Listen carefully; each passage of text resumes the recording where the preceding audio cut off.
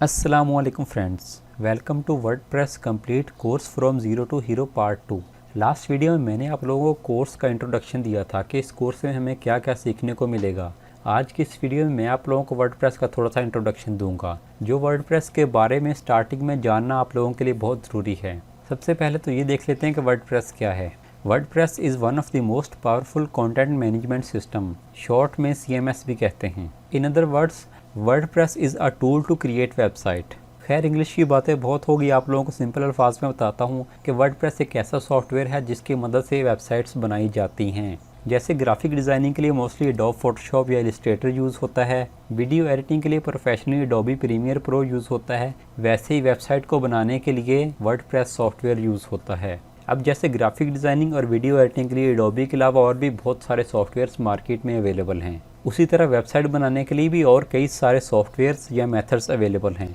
लेकिन जैसे एडोब उस फील्ड का सबसे प्रोफेशनल सॉफ्टवेयर माना जाता है, उसी तरह भी वर्डप्रेस सबसे फेमस और प्रोफेशनल टूल है वेबसाइट को बनाने के लिए। मैं आगे कोर्स में आप लोगों को बताऊंगा कि और कौन कौन से सॉफ्टवेयर्स या तरीके हैं वेबसाइट्स को बनाने के लिए और क्यों हमें सिर्फ वर्डप्रेस को ही यूज़ करना चाहिए। जैसे आप लोग सॉफ्टवेयर्स को अपने पीसी में इंस्टॉल करते हैं, बिल्कुल उसी तरह से वर्डप्रेस को भी पीसी में ही इंस्टॉल किया जाता है। इन अदर वर्ड्स, उसको सर्वर भी कहा जाता है, जिसको हम लोग होस्टिंग के नाम से जानते हैं। जिस तरह से हम सॉफ्टवेयर्स को अपने कंप्यूटर में इंस्टॉल करते हैं, बिल्कुल उसी तरह से वर्डप्रेस को भी इंस्टॉल किया जाता है। इसको हम अपने पर्सनल कंप्यूटर के ऊपर इंस्टॉल करके इसके ऊपर वेबसाइट बना सकते हैं। लेकिन उसमें मसला ये आता है कि जब आप लोग अपने कंप्यूटर को बंद करेंगे तो ऑफ कोर्स वो सॉफ्टवेयर भी बंद होगा और आप लोगों की वेबसाइट भी बंद हो जाएगी। तो इस प्रॉब्लम को सॉल्व करने के लिए फिर आती है होस्टिंग। होस्टिंग भी बेसिकली एक तरह से कंप्यूटर ही होता है, लेकिन उसको थोड़ा प्रोफेशनल वर्ड्स में सर्वर कहते हैं। अब जो होस्टिंग होती है जिससे हम लोग वो सर्वर या कंप्यूटर बाय करते हैं, वो 24/7 ऑन रहता है, यानी कि वो कभी भी बंद नहीं होता। इसी वजह से हमें वेबसाइट बनाने के लिए होस्टिंग की ज़रूरत पड़ती है, क्योंकि अगर एक कंप्यूटर हमेशा ऑन रहेगा तो ही आप लोगों की वेबसाइट हमेशा चलती रहेगी। इन केस अगर वो सर्वर या होस्टिंग भी बंद हो जाती है तो आप लोगों की वेबसाइट भी बंद हो जाएगी। अच्छा, एक चीज़ मैं क्लियर कर दूं कि ये इन्फॉर्मेशन मैं आप लोगों को बहुत ही सिंपल अल्फाज में समझा रहा हूं, ताकि एज अ बिगिनर आप लोगों को चीज़ें आसानी से समझ आ जाएं। और दूसरी चीज़ ये कि ये वीडियो होस्टिंग से रिलेटेड नहीं है, इसलिए मैंने होस्टिंग को ज़्यादा एक्सप्लेन नहीं किया। फ़िलहाल मैं आप लोगों को सिर्फ ये समझा रहा हूँ कि वर्डप्रेस एक सॉफ्टवेयर है और उसको कहाँ कहाँ पर आप लोग इंस्टॉल कर सकते हैं। बाकी इंस्टॉल कैसे करना है, कौन कौन सी होस्टिंग है, क्या उनके प्रो एंड कॉन्स होते हैं, ये सारी चीज़ें आगे हम डिटेल से देखेंगे। नेक्स्ट पॉइंट की बात कर लेते हैं। वर्डप्रेस एक बहुत ही इजी, फ्री ऑफ कॉस्ट और ओपन सोर्स सॉफ्टवेयर है। ओपन सोर्स होने का मतलब ये है कि वर्डप्रेस में कोई भी बंदा अपनी कंट्रीब्यूशन कर सकता है। अब कंट्रीब्यूशन किस तरह से कर सकता है, वो अपनी थीम बनाकर वहाँ पर ऐड कर सकता है। कोई वर्डप्रेस का प्लगइन डेवलप करके वर्डप्रेस में ऐड कर सकता है। यही वजह है कि आप लोगों को वर्डप्रेस के अंदर लाखों की तादाद में थीम्स और प्लगइन्स देखने को मिलेंगे। और कोई भी बंदा जो वेबसाइट को डिज़ाइन करने आता है, अगर उसको वो प्लगइन या थीम पसंद आती है तो वो उसको इंस्टॉल कर लेता है। वो थीम प्लगइन पेड भी हो सकती है और फ्री भी हो सकती है। वर्डप्रेस के ओपन सोर्स होने की वजह से ही लाखों लोग इसमें कंट्रीब्यूट करते हैं, जिससे वर्डप्रेस की फंक्शनैलिटी में इजाफा होता है। यही वजह है कि वर्डप्रेस की डेवलपमेंट बहुत ही फास्ट और बेहतरीन है। वरना अगर एक बंदा या कंपनी बैठकर वर्डप्रेस के अंदर चीज़ों की डेवलपमेंट करे तो शायद वर्डप्रेस इतना फास्ट ग्रो ना करता।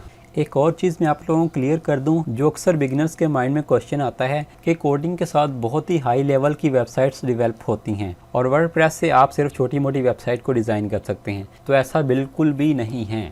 अब वर्डप्रेस भी इतना अप टू डेट हो चुका है, इसमें ऐसी ऐसी थीम्स और प्लगइन्स आ चुके हैं कि आप लोग इससे भी ऑलमोस्ट हर टाइप की वेबसाइट को ही डिज़ाइन कर सकते हैं। हाँ, कुछ बहुत ही नेक्स्ट लेवल की फंक्शनैलिटी या डिज़ाइन होता है जो सिर्फ कोडिंग से ही पॉसिबल होता है। लेकिन फिलहाल आप लोग ये चीज़ माइंड में रखें कि आप लोग वर्डप्रेस से हर टाइप की वेबसाइट को ही बना सकते हैं, क्योंकि वर्डप्रेस में भी अब हर टाइप का ही प्लगइन ऑलमोस्ट आप लोगों को मिल जाता है, जिससे आप लोग अपनी वेबसाइट के अंदर ऑलमोस्ट हर तरह की फंक्शनैलिटी को ऐड कर सकते हैं। और टाइम के साथ साथ और भी कमाल के प्लगइन्स इसमें ऐड होते रहते हैं। अच्छा, प्लगइन का वर्ड मैं बार बार यूज़ कर रहा हूँ, तो अगर आप लोग बिगिनर हैं तो इसके बारे में कंफ्यूज ना हो, क्योंकि आगे कोर्स में मेरे एक स्पेसिफिक वीडियो सिर्फ प्लगइन्स के ऊपर ही बेस्ड है, तो आप लोगों को वहाँ पर अच्छे से इसके बारे में क्लियर हो जाएगा। फिलहाल जिस पॉइंट की मैं बात कर रहा था वो ये है कि ऐसा बिल्कुल भी नहीं है कि वर्डप्रेस से आप लोग सिर्फ छोटी मोटी वेबसाइट्स ही बना सकते हैं, बल्कि दुनिया में बहुत बड़ी बड़ी companies like Microsoft, Sony, BBC America, Facebook news room और इसके अलावा भी बहुत बड़े बड़े नाम हैं और बहुत सारी ई कॉमर्स वेबसाइट भी वर्डप्रेस के ऊपर ही बेस्ड हैं।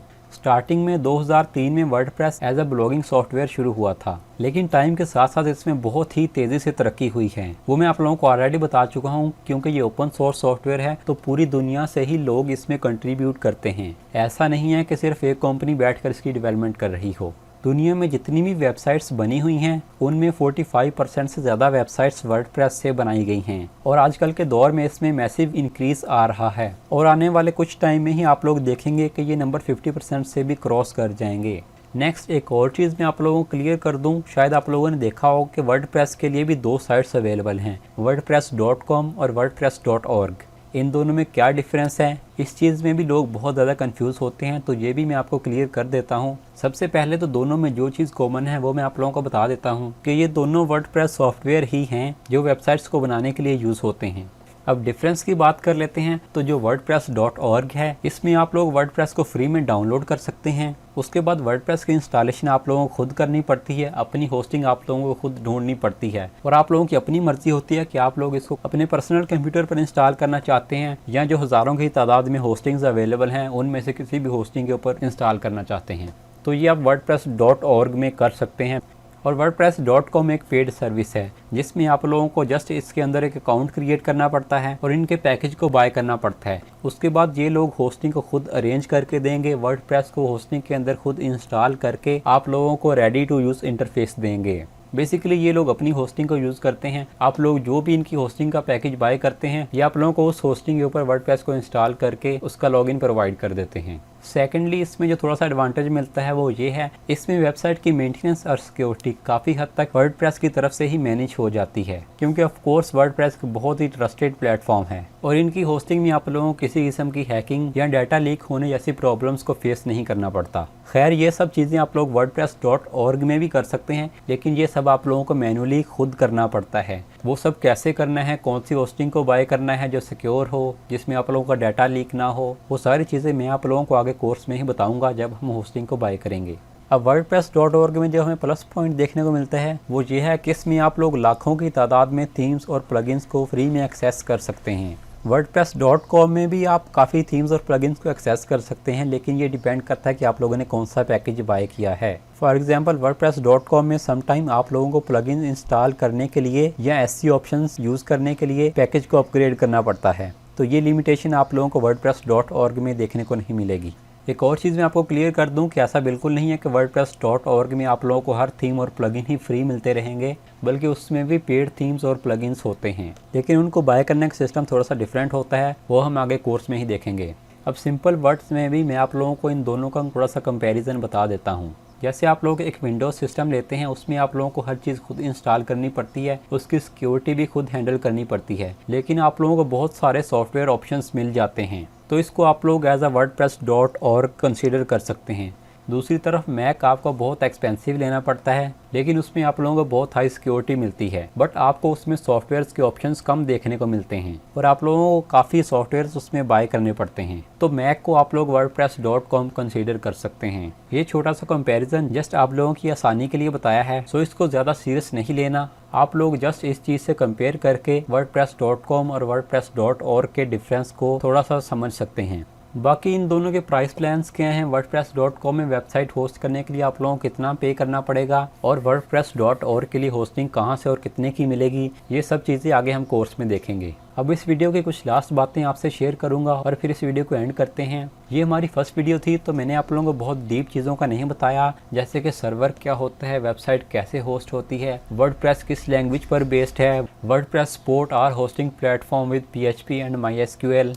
तो इस तरह की जो टर्म्स हैं वो मैंने डिस्कस नहीं की।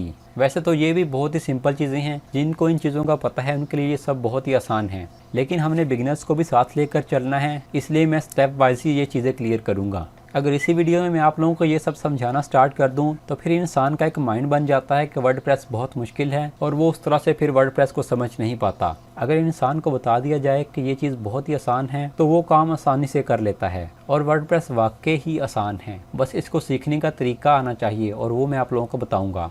वर्डप्रेस एक ऐसी स्किल है जो आप लोग ऑलमोस्ट 1 मंथ के अंदर ही सीख कर इससे अर्निंग स्टार्ट कर सकते हैं। बाकी साथ साथ इंसान नई नई चीज़ें सीखता ही रहता है। नेक्स्ट वीडियो में हम वर्डप्रेस को अपने कंप्यूटर पर इंस्टॉल करेंगे और फिर इंशाल्लाह उस पर वर्क स्टार्ट करेंगे। अगर ये वीडियो पसंद आई है तो इसको लाइक करना ना भूलिएगा, और अगर वर्डप्रेस कंप्लीट कोर्स करना चाहते हैं तो चैनल को सब्सक्राइब कर लें। मिलते हैं कोर्स की थर्ड वीडियो में। अल्लाह हाफिज़।